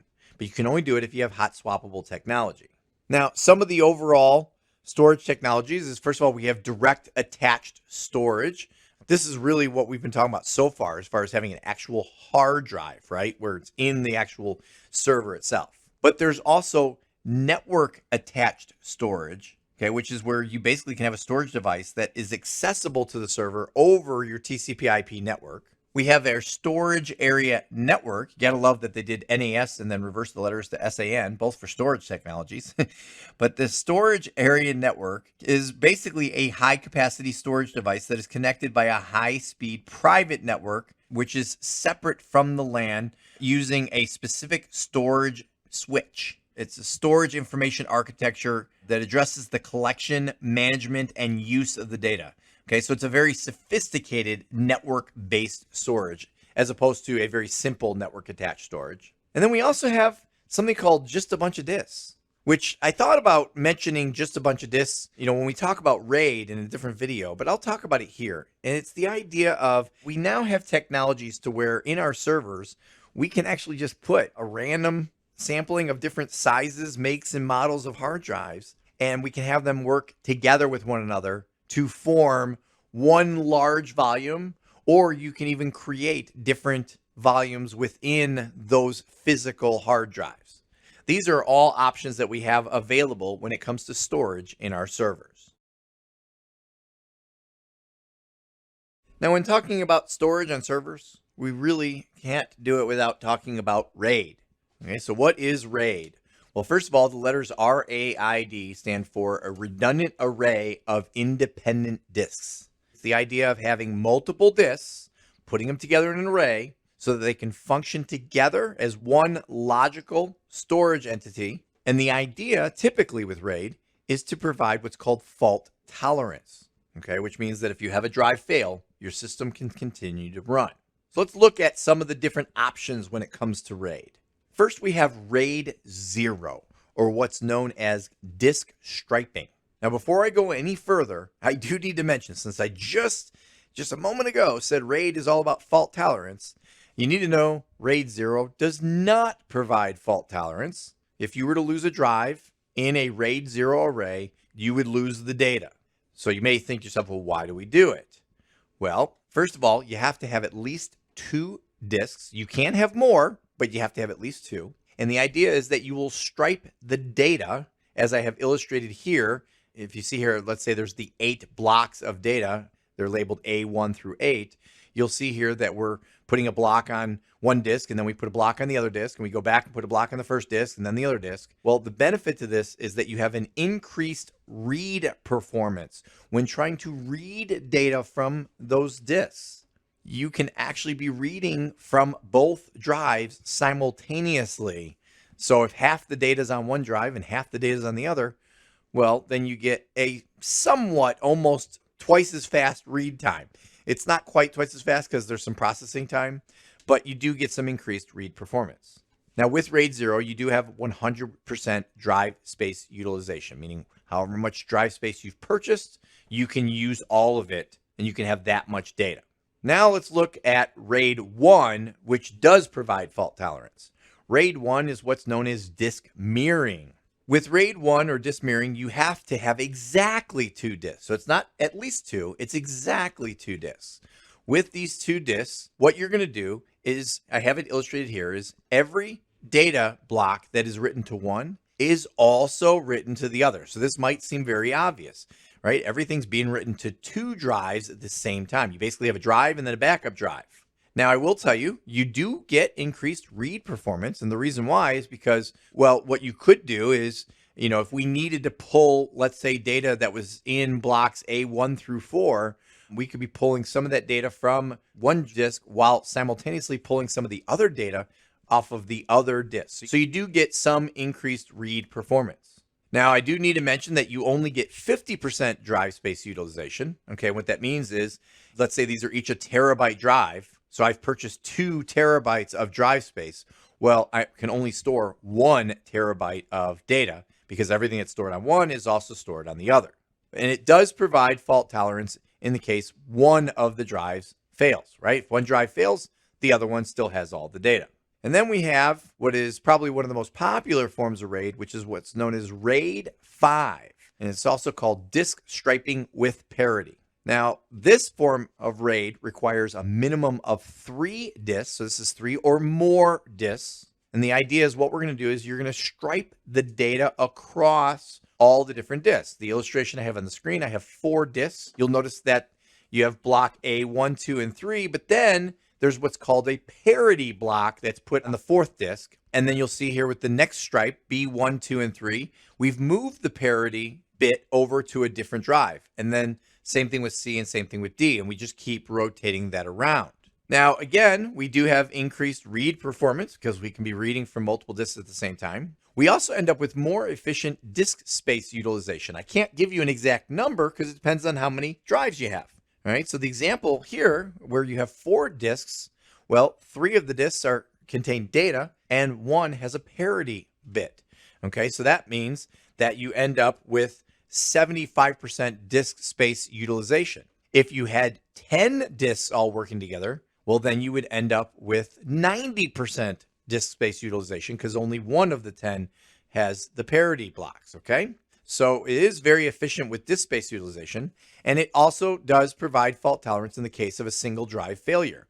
What happens is if one of these disks was to fail, the data that's on that disk could be rebuilt based upon the parity block on the other disks. All right, so that's why RAID 5 is actually a very, very popular form of RAID, is because it gives you good speed, it gives you good space utilization, and it gives you fault tolerance. Now, I also want you to know that there is the option of putting these forms of RAID together. And I gave you just a couple of examples here, which is you have RAID 01 or RAID 10, okay, which RAID 01, to give you an idea, is where you have 2 stripes that are mirrored versus 10, which is where you have 2 mirrors that are striped. Well, really, I should say 2 or more mirrors that are striped. You can do this with any of the different forms of RAID. You could have RAID 15 or you could have RAID 51, things like that. But RAID is something that you definitely want to be familiar with. I will tell you there are other RAID technologies out there. There is a 2, 3, and 4. There is a 6. There's a number of them out there. But these are the most popular forms of RAID that you should be familiar with. When it comes to figuring out storage for our servers, the obvious is to think about the different storage technologies we'll use, or what kind of fault tolerance we're going to provide. But one of the most important things to consider is capacity planning. Because one of the biggest problems we run into is if you don't have capacity planning, well, you suddenly run out of space when you weren't expecting to. So let's talk a little bit about what we need to consider when it comes to capacity planning. Well, the first thing to keep in mind is that, believe it or not, the operating system itself, okay, you don't even have to have any specific users doing anything. The operating system itself will grow. Why does it grow? Well, it grows because we are constantly patching it. Okay, we're applying maybe additional service packs to it. We have log files that are being generated and temp files which are being generated. So these are all things that are going to make the operating system take more space on your hard drive.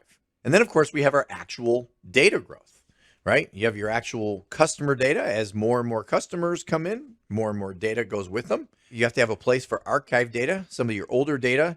You have to figure out what you're going to do with it, and recovery data. How do we store enough so that we can go ahead and get ourselves back in the event that we have data loss?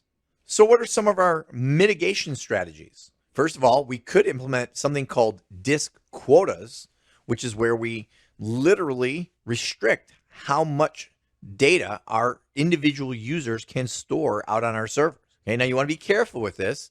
I will tell you, I'm not going to go into detail on all the ins and outs of setting up disk quotas, but you want to probably set what's called a soft quota, which means you get alerted and maybe the user gets alerted that they're storing too much data, as opposed to actually restricting them and making them emulate that they've run out of space.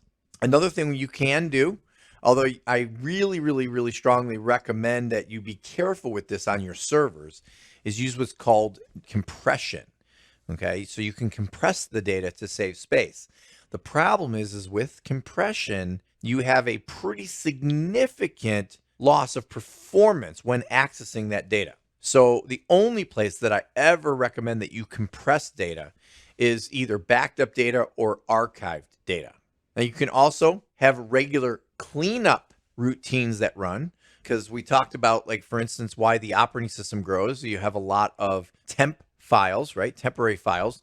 Well, a regular cleanup would take care of that, as well as if you have some kind of a cleanup process for any data that your users have saved that is not important anymore. And then you also can have a routine archival where you take a look at data that maybe hasn't been accessed for a certain amount of time, and then archive that out to an alternate location. This is just something, it may seem pretty basic and to the point, but is actually really important to make sure that you have capacity planning on the mind when you are considering storage for your server.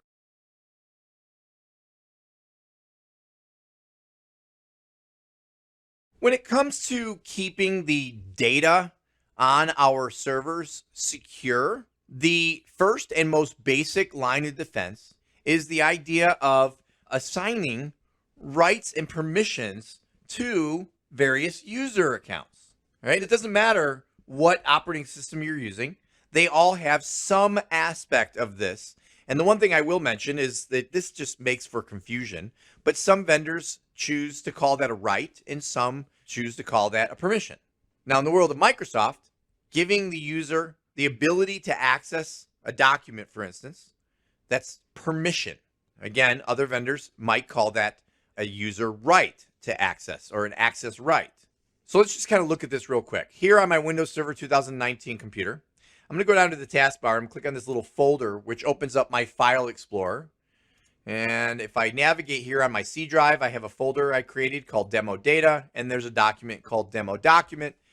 I did this for the sole purpose of being able to just show you that if you right-click on this document and go to its properties, and then click on the Security tab, this is where you have what's called an access control list. This is something that would be similar on any operating system, to where we see a list of users and possibly even groups, which are very common to be able to go ahead and give permissions to multiple users at the same time. And not only do you have the list of users and groups, but then down at the bottom, you have the actual permissions on what can be done to this particular document. In fact, let me cancel out of there. I could also go to the properties of the folder and again, go to the security tab. And again, we have an access control list. And then we also have the permissions, and the permissions have to do with pretty much now everything inside that folder. Okay, so maybe you can give permissions now to a lot of documents as opposed to having to give permission to each individual document. All right, so that's just kind of like the general idea of giving access control to your users to help keep your server secure. Now, since I mentioned the aspect of rights and permissions, let me just kind of quickly show you here in the world of Microsoft, giving the right to a user has nothing to do with actually accessing data. It has to do with being able to perform a function. That's what a right is in the world of Microsoft. So let's take a quick look at configuring some of those rights. Now, typically, you would be in a domain environment, and this would be managed at the domain level. But because I just have this one individual machine, we're going to look at it on the one machine. And the way I do that is by clicking on Start, and then I'll start typing the word group. And you'll see here I have the ability to edit group policy. And again, this normally would be done through Active Directory and the Group Policy Manager. But in this case, it's just going to be the local group policy editor. Under the computer configuration, I'm going to expand Windows settings and then expand security settings and then expand local policies. And you'll see here that I have user right assignments. And here we have a whole list of certain activities and then the users who can actually do that. So I'll give you an example. Allow log on locally. Who can log on locally, meaning physically at this machine? We'll talk about that as far as physical access to a server is kind of a big deal. Now, in this case, because it's just an individual machine, it's not part of a domain, you'll see here that this one actually allows pretty much anybody. I mean, you'll see the users group can actually log in locally. That's not a good idea typically on a server. Servers usually only want to let administrators log on locally. Another example might be being able to shut down the system. You'll notice a regular user cannot shut down the system. Okay, so the only way that a regular user would be able to do it would be to physically, basically turn off the computer. All right, so that's just kind of like the basics when it comes to that first line and the most basic line of defense to keeping your data secure, which is being able to assign user rights and permissions. Another way we can help keep our data safe and secure is through the use of encryption on that data. Now, each vendor has their own versions of how we can encrypt data, and there's even third-party encryption. Now, in the world of Microsoft Windows Server 2019, there's a couple options available when it comes to encrypting our data. The first is actually just done through our basic file system. So again, I'm going to go to my File Explorer here, and I'm going to jump back onto my demo document here that I had created. And I want to show you when I go into the properties of this demo document, right here on the General tab, if I click on Advanced, you will see here that there is a checkbox available for encrypt contents to secure data. If I were to check that box, this is something to where basically users can do this on their own to where they are making it that only that individual user now has access to that data because it's been encrypted. There are other courses where I go over this in very, very great detail, but basically it's the idea of using both symmetric key encryption along with public key encryption, where you create a security by encrypting this document using the user's individual public key so that it can only be opened with their private key. Now, I don't want to go into great detail here, and I'm going to cancel out of this and not do that. I just wanted to show you that you can do that. In the world of Microsoft, that's called the encrypting file system, or EFS. But there is something else that we can also do if we want to encrypt the contents, truly keep a hard drive secure, especially if we're worried about somebody maybe stealing the hard drive. If we're worried about the aspect, especially if, and then this is a little bit unusual, this might be more so on a laptop than it would be on a server. But I suppose if you're using a laptop as a server, maybe this is something worth doing. But even on a server, if you're worried about somebody getting physical access and stealing the hard drive, you may want to do this. So here in the server manager, I'm going to click on add roles and features. Here's my basic before you begin screen. We saw that before. I'm going to click on next. I'm going to do a role or feature-based installation. Click on next. It is going to be on this particular server. Click next. Now it's not a server role, so I'm just going to click next right past this screen. But it is a feature. You'll notice here that I have BitLocker Drive Encryption. And if I highlight that, you'll see here it says BitLocker Drive Encryption helps protect data on lost, stolen, or inappropriately decommissioned computers by encrypting the entire volume and checking the integrity of the early boot components. Now, I'm not going to go into more detail on this, but if I were to just simply check the box, it would then say I need some other things, and I'd say fine, and I click next. And now it would go ahead and set up this server for BitLocker encryption. I will again hit cancel because I'm not actually trying to do this on this particular demo machine. I'm just trying to give you the idea of understanding that we do have encryption capabilities to help protect and keep our data secure in the event that maybe there was going to be some kind of unauthorized access to it.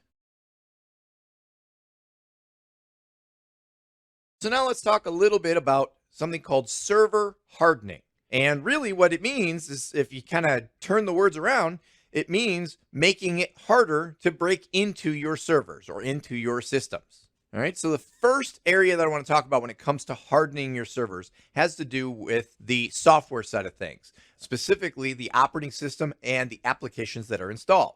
So the first thing you want to do is you want to make sure to stop, or even better would be uninstall, any unneeded or unused services.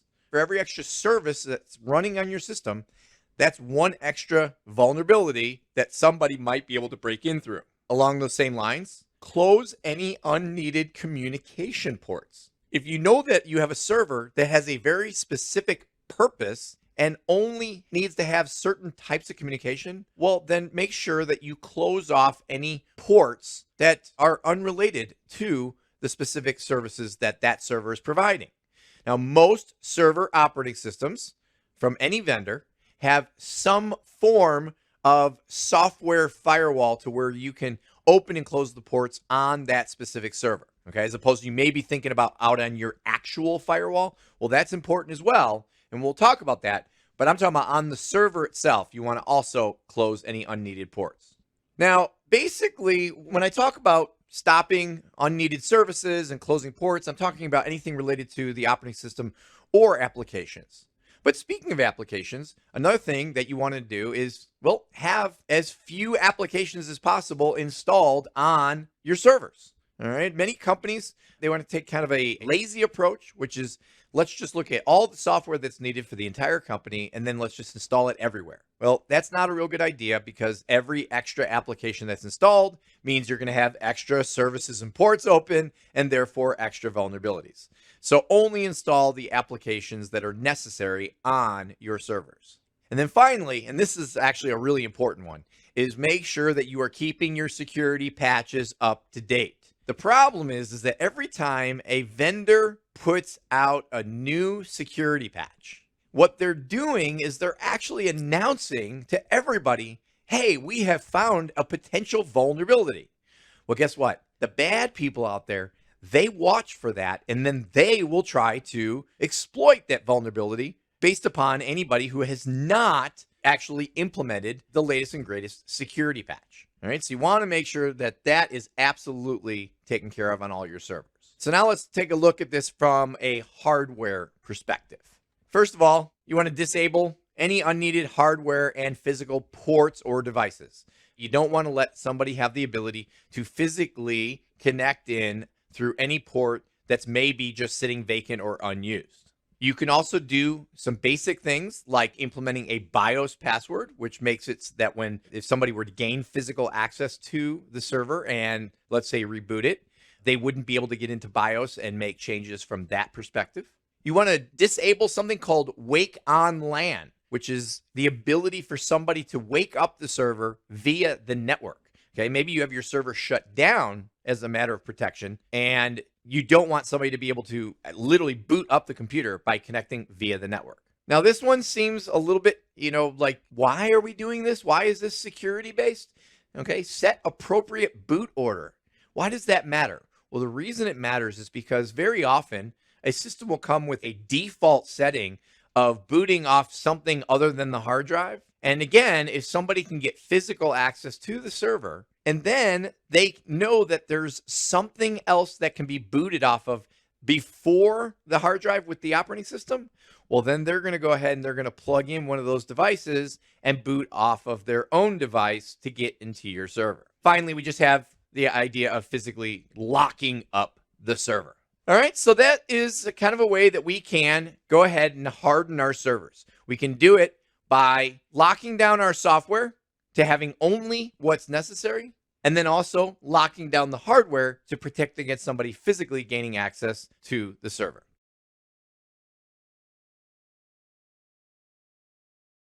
So now let's talk a little bit more about actually having physical security, right? In server hardening, we talked about doing things to protect your servers in case somebody physically gains access. Well, now let's talk about preventing physical access. So what can we do? Well, the first thing, just first nice simple line of defense, is having surveillance cameras. Okay, now these cameras can range from as simple as just recording what's happening, and that way if there is a breach, you can go back and look and see who it is. Or you could have some kind of motion sensor system to where it alerts an administrator or a security personnel if it senses somebody is present. Now, speaking of security personnel, how about something as simple as a security guard, right? Having actual humans guarding and protecting your servers if you have stuff that is, important enough that you really need to keep somebody physically out of the room. One of the best things you can do is actually have a human who's there to protect it. And here's a fun one that I always like talking about, and it's called the man trap. Let's expand upon this man trap a little bit here. So you can see here that the man trap is a room that has 2 doors in it. And the idea is that these doors have separate security. Now, you can get real elaborate with this separate security in the sense that you could have completely different security mechanisms, or even if you had the same, so let's just keep it simple. Let's say you got to enter a passcode. Well, have a different passcode on the second door than you do on the first door. And the idea behind this is somebody can enter their code and get through the first door, but you can't go to the second door until the first door is closed, period. In other words, even if you had the code to the second door, you can't get to it until the first door closes. The idea here is that you're doubling up on physical security, and very often somebody might not even realize that there's a second door or realize that they need a different code, right? They finally steal the code to get in the first door, and they enter the code, they go in, and then they enter the code for the second door, and it doesn't work. And now they're trapped, okay? Because the first door, you want to have it lock behind them, by the way, and that way they're locked in. You have to have security to get in and out of the room in either direction. Now, the next thing I want to talk to you about is something called multi-factor authentication. Now, we usually talk about multi-factor authentication when we're referring to actual rights and permissions, actual access control to stuff on a server. Well, I'm talking about multi-factor authentication with regard to physical security. Because yes, we do have it, and it is basically the same concept. The concept is you have 3 forms of security, right? There's what you know, what you have, and who you are. If we use any one of those, that's single factor authentication, right? So the example with the man trap, I talked about having a passcode. That would just simply be what you know. That's all you need to get in. But if we were to add a second form of authentication, like maybe you have to have an actual key card, that would be what you have. And you have to know the passcode. That would be multi-factor authentication. And the third factor, of course, is who you are, which is biometrics. So let's talk about the what you have and who you are in a little bit more detail. So as far as what you have, well, it could be as simple as a picture ID, especially in that scenario where maybe you've hired a security guard. You may, in order to get into the secure area, have to actually show a picture ID of proving who you are.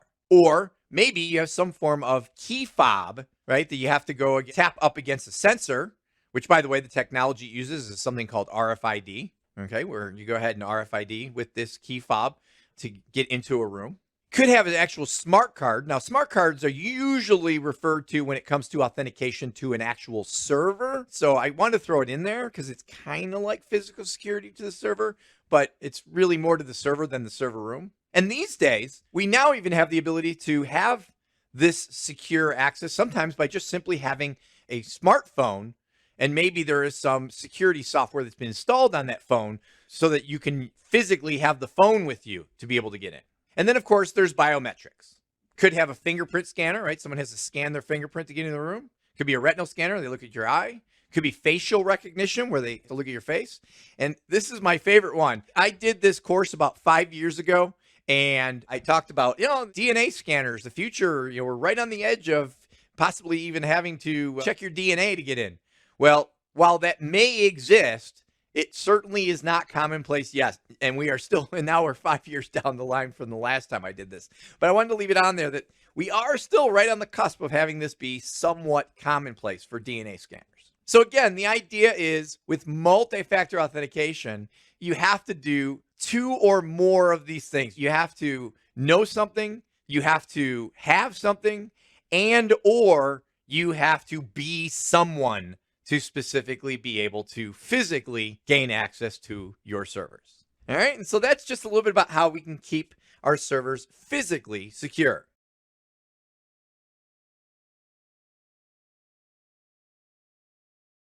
So let's talk about how we can keep our servers protected from potential power issues. The main device that we can use to protect our servers is a really good quality UPS, which stands for uninterruptible power supply, or to put it in straight lay terms, would be a backup battery. So the idea is, on its most generic level, is you have this box of batteries and it's plugged into the wall so that it can get power from the wall, and you have your servers then plugged into the box so that if you lose power from the wall, the batteries inside the box will provide power to the servers.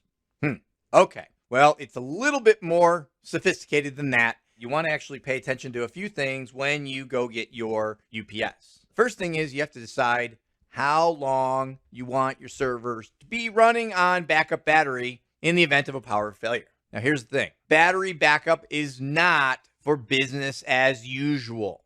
The idea of battery backup is to just simply give you enough time to have a graceful shutdown of your servers rather than a hard crash when the power goes out. If you need to have business as usual, even in the event of a power failure, then you need a generator. All right, so you need to decide how long it would take to get everything to shut down properly. You also have to decide on capacity. Which devices are crucial to have running so that we can do a graceful shutdown? And how much power do they require? And then when you are looking to get a UPS, you want to look at the rating of how much power it can provide and make sure it's enough for your devices. Now, one nice feature that pretty much almost all of today's UPSs can provide, I remember when this was like a really new, exciting feature, but now it's pretty much commonplace, which is the idea of being able to have an automated graceful shutdown. Okay, so the idea is that once you've lost power from the wall, the UPS can notify the server, hey, we're now running on batteries only. And then the server can go ahead and say, oh, well, then I better start going through a shutdown process because I only have a limited amount of power. Now, you do want to be a little bit careful here because you want to have some kind of threshold that needs to be crossed before you actually start the shutdown process, especially if you live in an area where it's not uncommon to lose power for 10 seconds here, 30 seconds there, maybe a minute. So you may want to actually have a threshold of once you've been on battery power for 5 minutes or 10 minutes, then you say, all right, this is a legitimate power outage. We need to have a shutdown process begin. Now, another feature that is commonplace in most of today's UPS units is the ability for remote management so that you can sit in the comfort of your own desk and manage the UPS from there rather than having to go into the cold, nasty server room and manage it that way. Now, some other features that we don't really think of it as a UPS. Very often you can get these things in just any sort of power distribution unit or power strip is things like power conditioning. Some older or very, very inexpensive UPSs, the way they work is basically, even though you're plugged into the back of the box, the servers are getting their power from the wall, so from the power company. And only when we lose power to the wall does it then switch over to the batteries. Well, what you really want is to get one where the batteries are being charged by the wall and the servers are always being given power from the batteries. And this way you can have what's called power conditioning, which means it'll keep a consistent flow of power regardless of any peaks or valleys in the power that's coming in from the wall. Okay, so this will help keep your servers very healthy. Speaking of peaks, let's talk about an extreme peak. Surges. If a big surge of power comes in, you don't want it to blow your servers, so you want to make sure you have surge protection in the UPS that you get. And one last thing I want to tell you about UPSs is just remember these are batteries. Batteries don't last forever. So you don't want to find out the hard way that your batteries are dead when the power goes out. So you should periodically test your UPS to make sure that the batteries are still good. And usually you'll know. It's not like they're perfect and then they're dead. There'll be a weakening process. So you'll see it starting to fail before you're at an absolute failure. But you do want to make sure to periodically test. And by the way, there are test buttons and things like this. But what I recommend for a true test is literally pull the plug from the wall and see what happens. But again, you want to be a little careful with that because if your batteries are dead and you pull the plug from the wall, you might get a hard crash on your servers. So make sure you have everything backed up if you're going to do that. So this is a little bit about how we can protect our servers from a power perspective.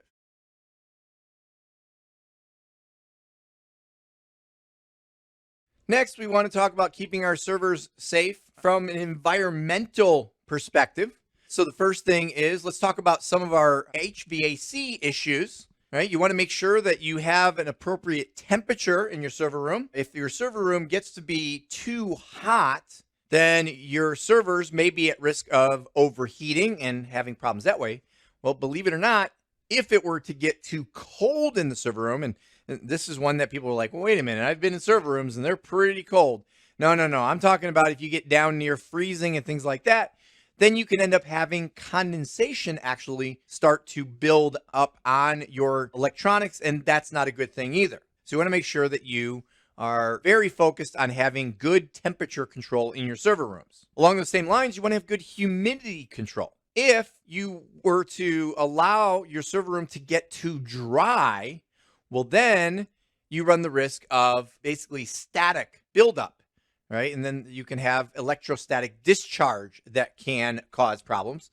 And again, if it were to get too humid, almost like I was saying, when it gets too cold, too humid, you end up with moisture building up on electronics, and that's not a good thing either.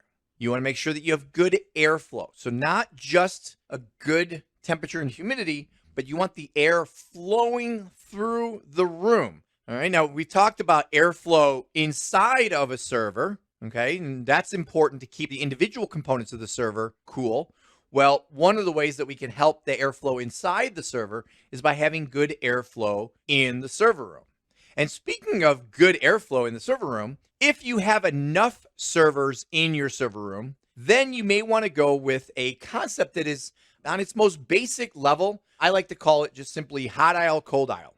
And the idea behind it is if you can just picture a server room that has racks and racks and racks of servers, well, what you want to do is you want to have all the servers facing the same direction in one aisle, and then in the next aisle, have them turn around so that between the servers, you have what's known as a cold aisle, right? Because you're going down an aisle where basically you're looking at the fronts of all the servers, whereas on the opposite aisle behind it, you would have hot aisles. That's where the backs of all the servers are, where all the exhaust of all the heat is coming from those servers. And the reason I'm saying that this is good for HVAC is because then that gives you the ability to actually set up an airflow system to where you actually are exhausting from the hot aisle so that you're sucking that hot exhaust from your servers right up and out of the room. Okay, so that's the idea there behind if you have a large enough server room with the hot aisle and cold aisle. Now, some additional safety issues, and this is safety for both, I will say, humans and for the servers, is you want to make sure that you have appropriate ESD or electrostatic discharge procedures. So if anyone is ever going to be touching the servers, especially if they're touching the inside of the servers, make sure that you have appropriate ESD protection and procedures in place so that mostly the equipment in this case does not get an ESD charge and fry it that way. Along those same lines, you could say it protects the humans so that if it's a surge of power in the other direction, you want to make sure the humans are protected. You want to have good fire suppression. Okay, so if there's a fire in the server room, make sure that there is a way for that fire to be suppressed quickly and safely. Rack stability, making sure that your server racks aren't ready to topple over, because that could be extremely dangerous if that were to happen. And along those same lines, you got to keep in mind there's a lot of weight when you have a lot of servers in these racks. And very often in these server rooms, you will have a false floor because you may have cables running under the floor, and or you may not be on the bottom floor of a building. And so depending on how the building is made, you're going to want to actually look at the load limitations, make sure you don't exceed them.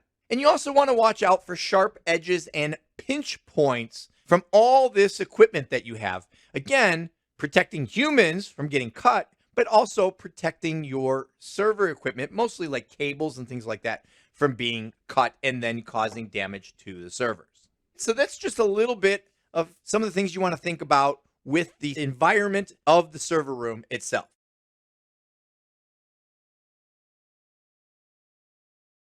Now, this next thing I want to talk to you about, as much as it does relate to environmental and safety and things like that, it also has to do a little bit with data security, and that has to do with secure storage disposal, right? So what do we do when we are actually disposing of equipment that we no longer need?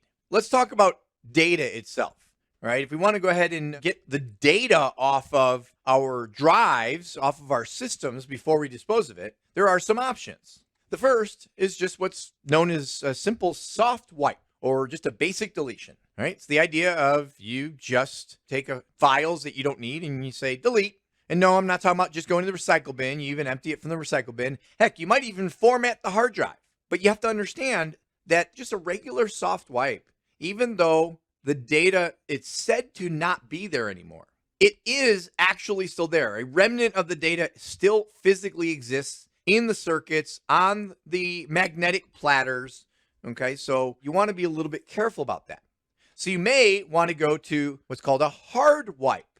Now, a hard wipe is where you basically say, all right, let's go ahead and delete everything. It's not just kind of being marked as not being there anymore, but then you actually rewrite over it again with some arbitrary data. And then that way, the original data is truly physically gone. Now, since we're talking about wiping data, I am going to throw one more thing in here. It's not completely related. Certainly, I don't think with servers per se, but it's the idea of a remote wipe. Remote wiping has to do more with portable devices that you may have in your organization.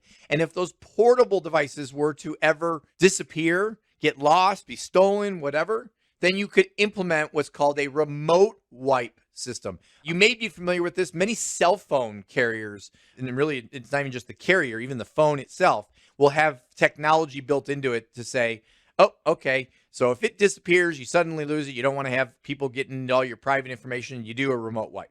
Well, you can do the same thing with your portable computing devices in your business. All right, now the next thing is, once we talk about the idea of actually deleting data, the only real true way to make sure that it has been destroyed and this data cannot be accessed would be through literal physical destruction.